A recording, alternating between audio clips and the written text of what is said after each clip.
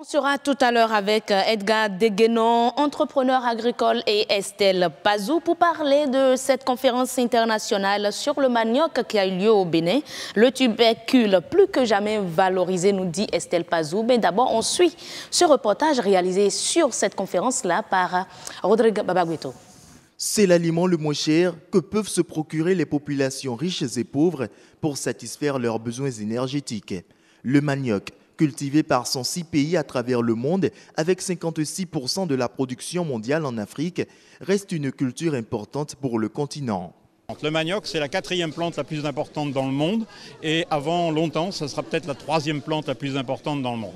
La production du manioc dans le monde augmente régulièrement et en fait, pour les 25 dernières années, elle augmente plus vite que n'importe quelle production végétale et agricole dans le monde. Elle augmente simplement parce qu'il y a deux moteurs qui la poussent. Le premier, c'est que la population africaine va doubler entre maintenant et 2050. Et cette population a besoin d'être nourrie et le manioc est la nourriture la moins chère qui existe sur le marché. Contre le reste du monde, le continent asiatique, sud-américain, le moteur, c'est l'industrie pour faire des produits à base de manioc. On peut faire environ 200 produits différents à partir du manioc. Donc ces deux demandes dans le monde augmentent en fonction de la population et donc appellent à produire de plus en plus de manioc.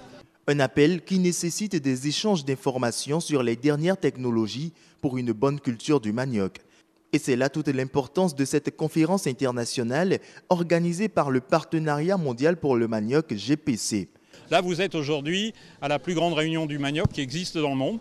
Donc on va avoir ici 400 personnes qui viennent d'à peu près une soixantaine de pays dans le monde. Et on va parler du manioc depuis le laboratoire jusque dans l'assiette. Comment est-ce qu'on peut la développer? Qu'est-ce qu'il faut faire? Quels sont les moyens, enfin les choses qui bloquent le développement de cette chaîne de valorisation?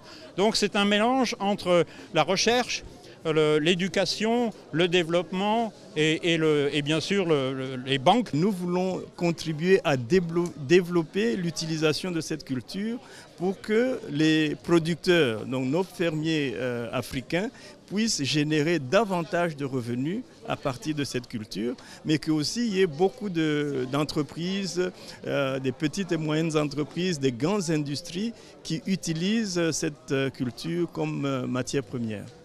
Cette conférence est placée sous le thème « Transformation du manioc en Afrique » et les participants n'en sont que réjouis.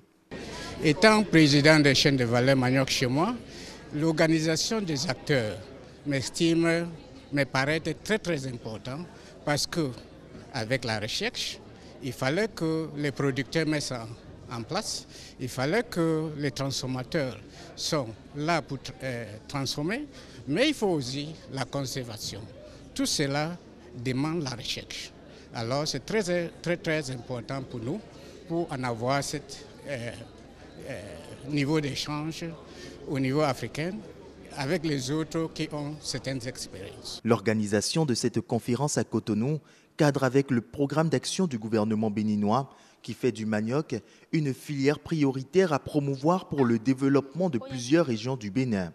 Le Bénin est le 11e pays producteur de manioc en Afrique et le 5e pays consommateur.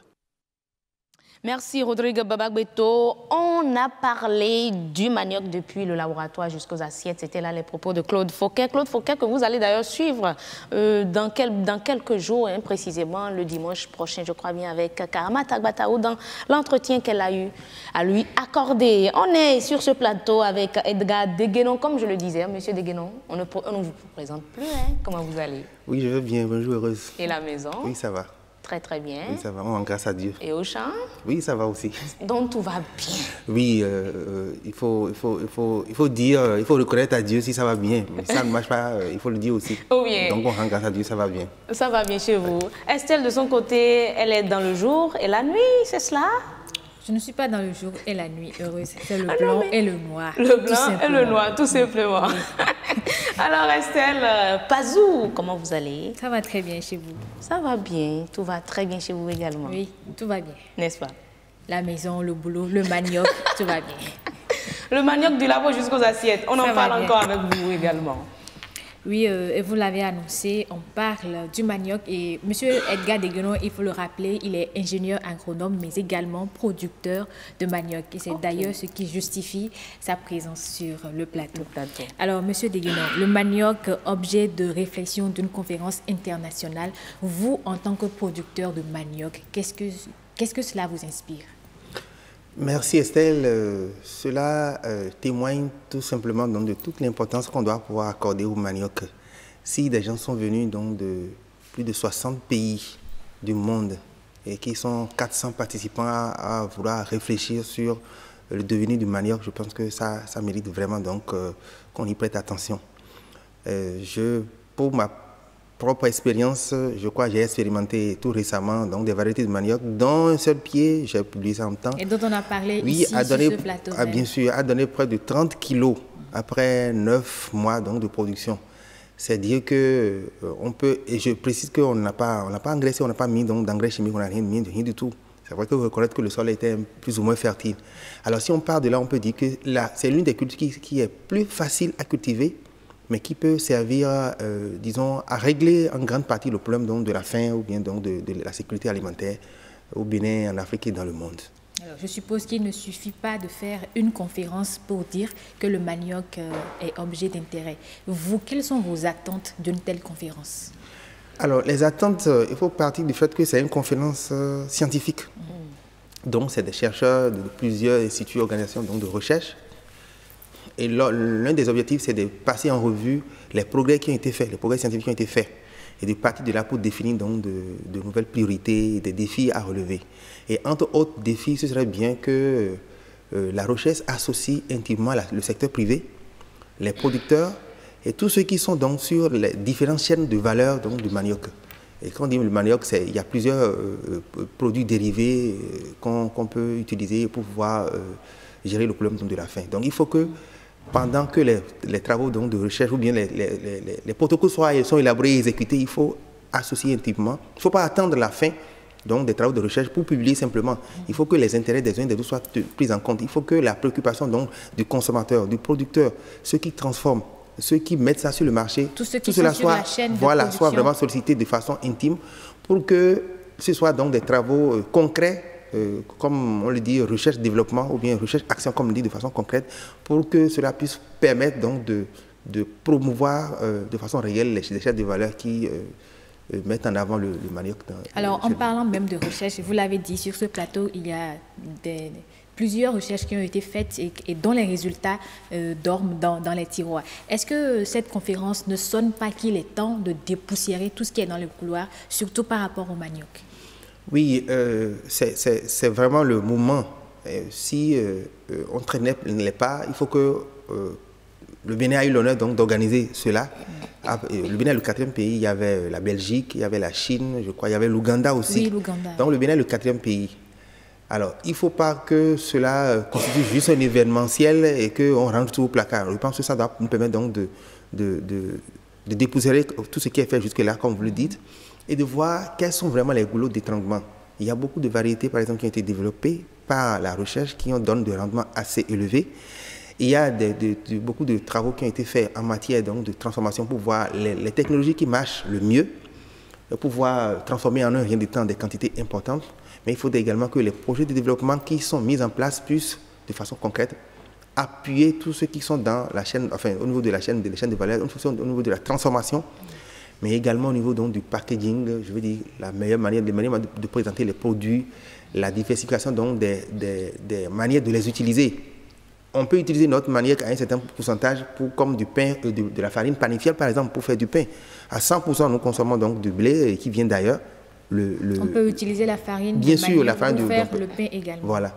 Donc, je crois que ça se fait déjà. Hein?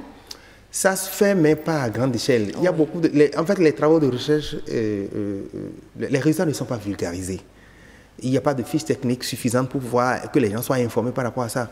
Je sais qu'à des pourcentages variant entre 5, 10, voire 20%, la farine donc, du manioc est utilisée pour pouvoir faire du pain. Le potentiel du manioc est encore largement sous-exploité au niveau du Bénin et en Afrique en général. Et je pense que on peut se baser donc, on partit donc de cette conférence internationale-là pour sonner le glas donc, de tout ce qui traîne, qui fait traîner les pas au niveau donc, de la promotion du manioc. Alors, dans le reportage, il est dit que la production du manioc augmente plus que n'importe quelle production. Est-ce que c'est vérifié?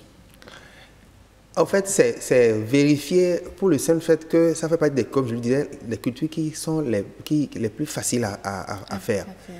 Et on peut même dire, comme certains le disent sans se tromper, ça fait partie, c'est l'une des cultures vivrières qui sont les plus compatibles avec les changements climatiques. Le manioc, par exemple, peut pousser à près de 40 degrés dans la température. Wow. Et ça peut résister jusqu'à 4 mois de sécheresse. C'est-à-dire que ça peut passer 4 mois de sécheresse sans mourir. Donc on peut ne pas arroser le manioc pendant 4 mois. Ça peut tenir. La plante ne meurt pas. Ne meurt pas. Vous voyez que ça fait partie donc des raisons pour lesquelles les gens l'adoptent plus facilement. Est-ce que c'est une particularité des tubercules ou c'est juste ce tubercule-là qui... C'est ce tubercule-là, le manioc en particulier, qui tient aussi longtemps comme ça. Qui est aussi résistant. Voilà, qui est aussi résistant. Et ça se voit souvent que nos producteurs l'associent à beaucoup d'autres cultures. Par exemple, on fait souvent du maïs. On fait association de culture avec le manioc. Quand vous finissez de récolter le manioc continue son cours pour faire les 10 ou bien 12 mois. Donc, c'est relativement facile. Il suffit que ça prenne. Vous taillez les boutures, vous les plantez, que ça prenne, ça peut résister jusqu'à ce que les prochaines pluies arrivent. Donc, ça fait partie des raisons pour lesquelles la production augmente plus ou moins facilement. Et il est aussi dit que c'est le moins coûteux et le plus consommé. Oui. Le manioc. Le moins coûteux, oui. Comme je le disais, de façon générale, quand vous plantez par exemple du manioc, vous faites entre 2 et 3 saclages, de façon générale, pendant les 10 à 12 mois de production. Il y a d'autres cultures pour lesquelles vous êtes obligé, donc non seulement il faut faire le dosage peut-être tous les mois ou bien tous les 2 mois, mais il faut arroser aussi. Le manioc n'a pas besoin d'être arrosé. C'est vrai, quand ça bénéficie d'une pluviométrie assez importante, ça permet d'augmenter le rendement. Donc, vous pouvez planter le manioc, il suffit donc d'assurer, s'il y a de façon moyenne la pluie, il suffit donc d'assurer le saclage de façon régulière, les 2 ou 3 saclages là, et vous êtes sûr qu'au bout donc de 10 ou 12 mois, vous pouvez avoir donc du manioc en quantité. Donc, ça fait partie donc des raisons pour lesquelles on dit que c'est plus facile à produire. Et moins coûteux, on a dit, moins coûteux pour le consommateur. Oui, moins coûteux pour le consommateur. Vous allez constater que de tout ce qu'on a sur le marché comme produit vivrier, si vous prenez le kilo ou bien le tongolo donc du gari, ça coûte vraiment moins cher. Vous ne pouvez pas aller, par exemple, acheter... Ça coûte vraiment moins cher. Justement, il arrive des périodes où même le gari tongolo, comme vous dites, ça coûte cher. Quand même, hein, c'est plus de 200 francs. Je ne sais pas si vous avez observé, mais il y a quelques années, le sachet qu'on nous vendait à 25 francs. Mais aujourd'hui, ça a perdu du volume. Aujourd'hui, pour ceux qui aiment bien consommer le gari, il en faut 4 de ce que consommait avant. Vous prenez combien de sachets? Un seul sachet. Oui, en fait, il y a beaucoup de facteurs qui peuvent expliquer cela.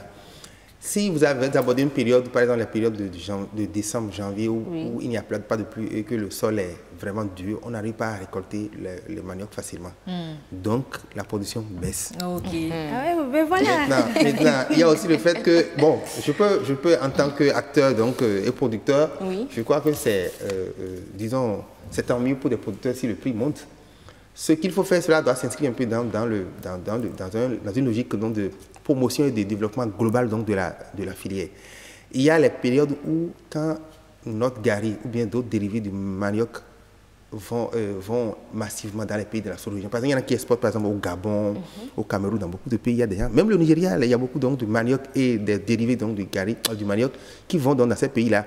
Quand les gens exportent, les opérateurs commencent à exporter de façon massive, on en ressent également un peu donc, au niveau de la consommation locale. C'est ça qui fait que le prix monte par moment. Donc notre manioc est déjà exporté, ça s'exporte. Ça fait des années que les dérivés de manioc sont exportés dans beaucoup. Même en Europe, il y a beaucoup de pays où les gens exportent cela. Il y a le gari, Il y a le Hatchecker, donc il y a plusieurs formes, donc sous plusieurs formes notre manioc est exporté. Oui, il y a l'amidon également qui est utilisé pour fabriquer des comprimés. Même le tapioca aussi. Oui, le tapioca, c'est à partir de l'amidon. Donc c'est un peu ça. Donc il y a ces facteurs-là qui font que par moment le prix monte et ça arrange quand même les producteurs et les transformateurs. Merci beaucoup Estelle Pazour et Edgar Deguenon, entrepreneur agricole, producteur de manioc. N'est-ce pas Estelle? Oui, absolument.